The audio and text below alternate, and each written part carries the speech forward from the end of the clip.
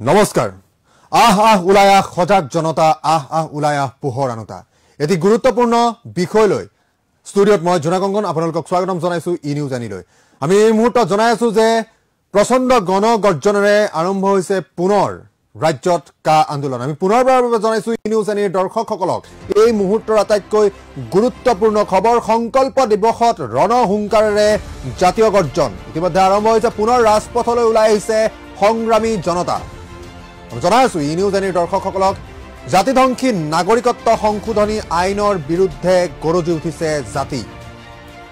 আজি আকৌ শ্বহীদৰ শপত লৈ সংগ্ৰামী জনতা ওলাইছে ৰাখিবলৈ নিজ ভেটি আৰু মাটি স্বদেশ স্বজাতি ৰক্ষাৰ বাবে পুনৰ সমস্তৰে ৰাজপথত গুজৰিব আহৈ আহ ওলাই আহ এই মুহূৰ্তত ই নিউজ এনিৰ দৰ্শকসকলক আমি জনাই আছো আজি বিভিন্ন ধৰণৰ কাৰ্যসূচী হাতত লোৱা হৈছে যি জনতাৰ গৰ্জন এই জনতাৰ গৰ্জন চৰকাৰৰ ঘৰ পোৱাবলৈ ব্যৱস্থা কৰা হৈছে এই মুহূৰ্তত আমি ই নিউজ আনিৰ দৰ্শকসকলক জনাই আছো তাৰ ইতিমধ্যে বৰ্ষপূৰ্তি হৈছে যি নাগৰিকত্ব সংশোধনী আইন এই আইনক লৈ সুচাৰ প্ৰতিবাদ চলিছিল ৰাজ্যৰ প্ৰান্তে প্ৰান্তে দেশৰ প্ৰান্তে প্ৰান্তে আৰু তাৰ পিছতেই কোভিড মহামাৰীৰ বাবে কিছু স্তিমিত হোৱা এই আন্দোলনক পুনৰ সাকাৰ ৰূপ পুনৰ সুচল ৰূপলৈ আনিবলৈ বৰ্তমান সময়ত সংগ্ৰামত নামি পৰিছে জনতা আমি জনাই আছো ই নিউজ আনিৰ দৰ্শকসকলক এই মুহূৰ্তৰ অতি গুৰুত্বপূৰ্ণ খবৰ কালি শিৱসাগৰৰ পৰা আৰম্ভ হৈছে পুনৰবাৰৰ বাবে গৰ্জন জোৰ সমদল কৰিছে জাতিধ্বংসী নাগৰিকত্ব সংশোধনী আইন 2019 প্ৰত্যাহাৰৰ দাবীত ইতিমধ্যে জোৰ লৈ সমদল কৰিছে সদৌ শিৱসাগৰ জিলা ছাত্ৰ সন্থাই আমি আপোনালোকক দেখুৱাই আছো সেই বিশেষ দৃশ্যসমূহ আপোনালোকক দেখুৱাই আছো জোৰ লৈ কিদৰে তেওঁলোকে ৰণদংকা ইতিমধ্যে বজাই দিলে আৰু এই মুহূৰ্তত আমি জনাই আছো যে আজিও ঠায়ে ঠায়ে বিভিন্ন স্থানত এই প্ৰতিবাদ কাৰ্যসূচী আৰম্ভ হৈ গৈছে ইতিমধ্যে যোৰহাটৰ পৰা খবৰ আহিছে যোৰহাটতো এই প্ৰতিবাদ কাৰ্যসূচী আৰম্ভ হৈ গৈছে আমি জনাই আছো ই নিউজ এনিৰ দৰ্শকসকলক এই মুহূৰ্তৰ অতি গুৰুত্বপূৰ্ণ খবৰ আৰু এটা ছাত্ৰ আন্দোলনে বিগত বৰ্ষৰ আজিৰ দিনটোতে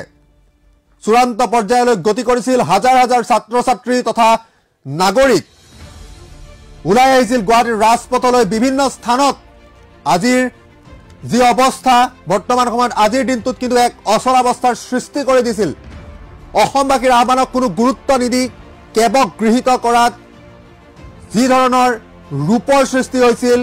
কোনো নিয়ন্ত্ৰণ কৰিব পৰা অৱস্থাত নাছিল এই মুহূৰ্তত জনাই আছো আৰু এই মুহূৰ্তত আমি ই নিউজ আনিৰ দৰ্শকসকলক জনাই আছো যে নাগৰিকত্ব সংশোধনী আইনক লৈ যি ধৰণে ৰণদংকা বাজি আছে পুনৰ ৰাজপথলৈ সংগ্ৰামী জনতা ওলাই আহিছে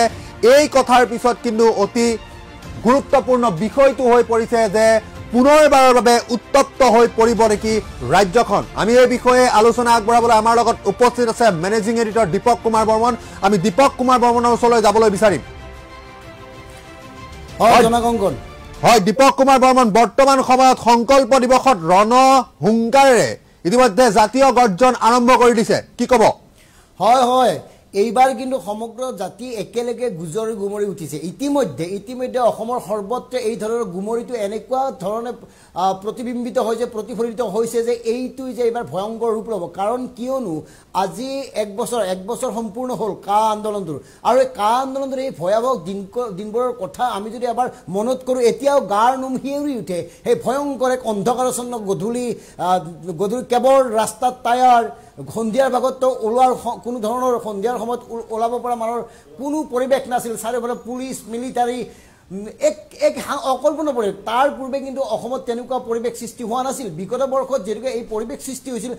আৰু সেই পৰিৱেশটোত যদি আপুনি মন কৰে আপোনালোকে প্ৰত্যেকেই দেখিছে আমি প্ৰত্যেকেই ভুক্তভোগী আমি সাংবাদিকসকলে ভুক্তভোগী কাৰণ সন্ধিয়া আমি অফিচৰ পৰা কেনেকৈ ঘৰলৈ যাওঁ তাৰ চিন্তা হৈছিল কাৰণ ৰাস্তাত একাধিকবাৰ পুলিচ আৰক্ষী বা অন্যান্য মিলিটাৰীৰ আমি সন্মুখীন হৈছিলোঁ বিভিন্ন ধৰণৰ জেৰাৰ সন্মুখীন হৈছিলোঁ নিৰ্যাতনৰ সন্মুখীন হৈছিল অজস্ৰ লোক ইতিমধ্যে মই আপোনাক ক'লোঁ যে যিহেতুকে কাৰ আন্দোলনটো গুৰুত্ব নিদিলে চৰকাৰে কা আন্দোলনক সম্পূৰ্ণ অৱজ্ঞা কৰিলে কাত 5জন শ্বহীদ হ'ল সেই শ্বহীদৰ এবাৰ খবৰ লোৱাৰ নিম্নতম সৌজন্যতাও নেদেখুৱালে অসম চৰকাৰে কাৰণ যিকেইজন নিৰীহ লোক শ্বহীদ হৈছিল কা আন্দোলনৰ নামত তেওঁলোকৰ ঘৰত গৈ এবাৰৰ ৰাজ্য চৰকাৰে খবৰ নল'লে সমবেদনা জ্ঞাপন নকৰিলে আৰু তেওঁলোকক ওলোটাই দুষ্কৃতি বুলি কৈছে যিহেতুকে কা আন্দোলনটোত এই ধৰণৰ নিহত মৃত্যু এই 5জন যুৱকক দুষ্কৃতি সজাইছে চৰকাৰে তাৰ বিৰুদ্ধে কিন্তু ক্ষোভ উদ্গীৰিত হৈছে তাৰ বিৰুদ্ধে কিন্তু যিসকলে ওলাই আহিছে কাৰণ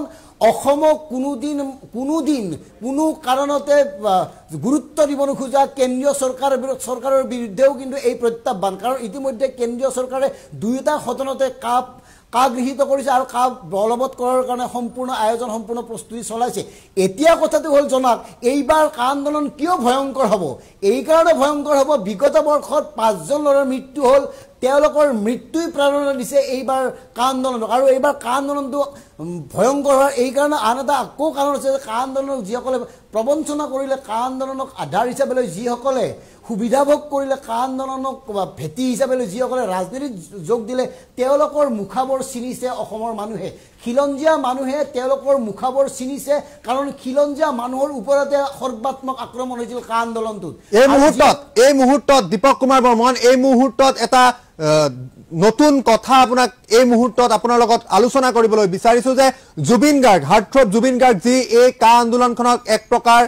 কোনোবাখিনিত তেওঁ নেতৃত্ব প্ৰদান কৰি আগবঢ়াই নিছিলে তেওঁ আজি মন্তব্য প্ৰকাশ কৰিছে যে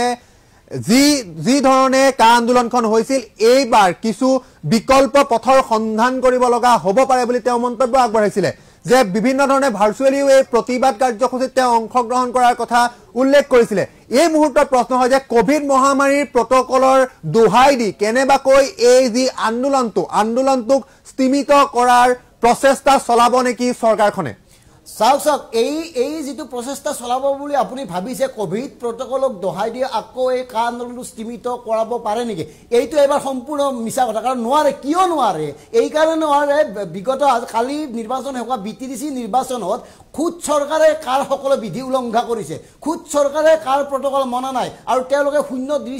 দূৰত্বৰ সৃষ্টি কৰি লক্ষাধিক মানুহক লগত লৈ তেওঁলোকে নিৰ্বাচনী প্ৰচাৰ কৰিছে যদি নিৰ্বাচন প্ৰচাৰ কৰিব পাৰি জাতিৰ স্বাৰ্থত খিলঞ্জীয়া মানুহৰ স্বাৰ্থত কিয় প্ৰতিবাদ কৰিব নোৱাৰি এই কথাটো কিন্তু সাংঘাতিক গুৰুত্বপূৰ্ণ হ'ব এই কাৰণে হ'ব কাৰণ চৰকাৰে যি বাট দেখুৱাইছে সেই বাটেৰে যাব কিন্তু বিদ্ৰোহী জনতা সেই বাটেৰে যাব কিন্তু সংগ্ৰামী জনতা আৰু মই এই কাৰণে এটা কথা ক'ব খুজিছোঁ জনাক যে জুবিন গাৰ্গে যি হুংকাৰ দিছে ইতিমধ্যে জুবিনক লৈ বিভিন্ন সময়ত বিতৰ্ক হৈছিল জুবিনে আন্দোলনখনত নিজৰ স্থিতি দুৰ্বল হ'ল নেকি এই ধৰণে মানুহে ভাবিছিল কিন্তু কালি জুবিন গাৰ্গে যি ধৰণৰ পুনৰ তেওঁ নিজৰ প্ৰতি আশ্বাস বা দৃঢ়তা দেখুৱাইছে তাৰ পৰা প্ৰতিপন্ন হৈছে জুবিন গাৰ্গ আকৌ নতুন ৰূপত ওলাই আহিব কাৰণ অসমৰ শিল্পী সঁচা অৰ্থত যদি শিল্পী বুলি কয় জাতিৰ সন্ধিক্ষণত জাতীয় জীৱনৰ সন্ধিক্ষণত জাতিৰ খিলঞ্জীয়া মানুহৰ সন্ধিক্ষণত যদি শিল্পীসকল লগত নাথাকে কোন থাকিব কাক ক'ব শিল্পী বুলি ইতিমধ্যে যিসকল গায়ক গায়িকা অভিনেতা অভিনেত্ৰীয়ে আন্দোলন কৰি আন্দোলনৰ নামত ৰাজপথত গান গাই নাটক কৰি ভাষণবাজি কৰি ৰাজনীতিৰ সোৱাদ ল'লে ৰাজনৈতিক দলত যোগদান কৰিলে তেওঁলোকৰ বিৰুদ্ধে কিন্তু জুবিনৰ স্থিতি এতিয়াও দৃঢ় এতিয়াও সবল আৰু জুবিনৰ এই স্থিতিয়ে কিন্তু এটা ইংগিত দিছে যে সকলো প্ৰজন্ম জুবিন গাৰ্গৰ লগত আছে আনহাতে জনক আৰু এটা মই কথা ক'ব খুজিছোঁ আন্দোলনটো এইবাৰ এই কাৰণে ভয়ংকৰ ৰূপ ল'ব যোৱাবাৰ ছাত্ৰ সমাজৰ ওপৰত কিন্তু নিৰ্বিচাৰ আক্ৰমণ চলিছিল ছাত্ৰ সমাজক নিৰ্বিচাৰে নিৰ্যাতন চলা হৈছিল গুৱাহাটী বিশ্ববিদ্যালয় কটন বিশ্ববিদ্যালয় বিভিন্ন বা দিছপুৰ বিশ্ববিদ্যালয় গুৱাহাটী কমাৰ্চ কলেজ বিভিন্ন বিশ্ববিদ্যালয় মহাবিদ্যালয়ৰ ফালৰ পৰা সহস্ৰাধিক ছাত্ৰৰ ওপৰত আৰক্ষী বাহিনী খুব নিৰ্দয়ভাৱে জঁপিয়াই পৰিছিল তেওঁলোকক ৰাজপথত গুৰুলকৈ পিটিছিল তেওঁলোকৰ পিঠিত লাঠিৰ কোবৰ দাগ এতিয়াও আছে আৰু সেই দাগ কোনেও পাহৰিব নোৱাৰে কাৰণ যি সময়ত ভাৰতীয় জনতা পাৰ্টীয়ে আন্দোলনটোক মহিমূৰ কৰি আনখন বলবৎ কৰিছে তেনে সময়ত কি কাৰণত অসমৰ খিলঞ্জীয়া মানুহ বহি থাকিব নিশ্চয় ইতিমধ্যে অসমৰ সৰ্বত্ৰে এই এটা জাগৰণ সৃষ্টি হৈছে এটা গুজৰ সৃষ্টি হৈছে গুমৰি উঠিছে সৰ্বত্ৰ ৰাজ সংগ্ৰামী ৰাজ কাৰণ তেওঁলোকে এইবাৰ দুগুণ উচ্চাৰে ওলাব হয় দীপক কুমাৰ বৰ্মন এই মুহূৰ্তত অন্য এটা প্ৰসংগও আহে যে ইয়াৰ পূৰ্বতে যেতিয়া আন্দোলনখন চলি আছিল এই আন্দোলন চলি থকাৰ সময়ত বিশ্ববিদ্যালয়সমূহ খোলা আছিলে আৰু বিশ্ববিদ্যালয়ৰ যেতিয়া প্ৰসংগ আহে প্ৰায় আটাইকেইখন বিশ্ববিদ্যালয়ৰ পৰা গোটেই যিসকল ছাত্ৰ ছাত্ৰী আছিলে তেওঁলোকে গঠনমূলকভাৱে কিন্তু অগ্ৰণী ভূমিকা লৈছিলে কিন্তু বৰ্তমান সময়ত লক্ষণীয়ভাৱে বিশ্ববিদ্যালয়সমূহ কিন্তু বন্ধ হৈ আছে হোষ্টেলসমূহ বন্ধ হৈ আছে এই মুহূৰ্তত এই আন্দোলনৰ যিটো নেতৃত্ব বা আন্দোলনৰ প্ৰক্ৰিয়াটো আগবঢ়াই নিয়াত সেই বিশ্ববিদ্যালয়সমূহৰ যি ভূমিকা আছিলে এই মুহূৰ্তত কোনোবাখিনিত এই বন্ধ হৈ থকা প্ৰক্ৰিয়াটোৱে কোনোবাখিনিত সহায় কৰিব পাৰে নেকি আন্দোলনখন স্তীমিত কৰাত হয় হয় জনাক ইতিমধ্যে যদিও বিশ্ববিদ্যালয় বন্ধ আছে কিন্তু ঘৰ বন্ধ হৈ থকা নাই ৰাজপথ বন্ধ হৈ থকা নাই কাৰো চুবুৰী বন্ধ হৈ থকা নাই কাৰো বিবেক বন্ধ হৈ থকা নাই কাৰো হৃদয় বন্ধ হৈ থকা নাই বিশ্ববিদ্যালয় বন্ধ হৈ আছে ঠিক কথা কিন্তু যিয়ে জাতিৰ প্ৰতিধ্বনিৰে যিয়ে জাতিৰ চিঞৰ শুনে জাতিৰ সংকট কালত যিয়ে জাতিৰ চকু বানি দেখে তেওঁলোক কিন্তু ওলাই আহিব তেওঁলোকক কোনেও ৰখাব নোৱাৰে যাৰ বুকুত বিপ্লৱৰ অগনি আছে সেই জুইকুৰা এইবাৰ জ্বলিবই কাৰণ কোভিডক দহাই দি তেওঁলোকে সকলোবোৰ স্থিমিত কৰিব খুজিলেও কিন্তু এই বিদ্ৰোহৰ উকমুকনি স্থিমিত কৰিব নোৱাৰে এই বিপ্লৱৰ দাবানল স্থিমিত কৰিব নোৱাৰে এটা কথা ইয়াৰ পৰা স্পষ্ট হৈছে কেইদিনমান আগতে আমি নিজে নিউজ এনিৰ ফালৰ পৰা কটন বিশ্ববিদ্যালয়ৰ ছাত্ৰসকলৰ লগত আলোচনা কৰিছিলোঁ তেওঁলোকে আমাক স্পষ্টভাৱে কৈছে দৃঢ়তাৰে কৈছে যে তেওঁলোকে এইবাৰ গুলি খাবলৈ প্ৰস্তুত তেওঁলোকে কৈছে আমাক পিছফালৰ পৰা নহয় প্ৰয়োজনত সন্মুখৰ পৰা গুলি মাৰক আমি গুলি বুকু পাতি ল'ম কিন্তু কোনো পৰ্যায়ে অসমত বল কাৰ্যকৰী হ'বলৈ নিদিওঁ বাতিল হ'বই লাগিব কাৰণ যোৱাবাৰৰ তুলনাত এইবাৰ আন্দোলনত যেনেকৈ স্কুল বন্ধ আছে কলেজ বন্ধ আছে বিশ্ববিদ্যালয় বন্ধ আছে গতিকে সকলোবোৰ সীমাবদ্ধতা ভাঙি সকলোবোৰ মানে বাউণ্ডাৰী ভাঙি তেওঁলোকে ওলাই আহিব পাৰিব তেওঁলোকৰ কোনো বান্ধন নাই আৰু এই সকলোবোৰ বান্ধন ছিঙি তেওঁলোকে ওলাই আহি ৰাজপথত আন্দোলন কৰিব এই কথাটো কিন্তু এই বিশ্বাসটো কিন্তু আমি দেখিছোঁ কটন বিশ্ববিদ্যালয়ৰ ছাত্ৰসকলৰ মনত হয় দীপক কুমাৰ বৰ্মন হয় এই মুহূৰ্তত ই নিউজ এনিৰ দৰ্শকসকলক আমি পুনৰবাৰৰ বাবে দেখুৱাবলৈ বিচাৰিছোঁ কিদৰে পূৰ্বতেও যি পৰিস্থিতি হৈছিল সেই পৰিস্থিতি আমি আপোনালোকক দেখুৱাবলৈ বিচাৰিছোঁ কিদৰে এক আন্দোলন মুখৰ হৈ পৰিছিল অসমৰ সৰ্বত্ৰ অৱস্থা কিদৰে বেত্ৰাঘাতৰ সন্মুখীন হৈছিল ফুকলীয়া ছাত্ৰ আৰু বৰ্তমান সময়ত আকৌ উৎকীৰ্ণ ঘটিছে এই যি জাতিধ্বংসী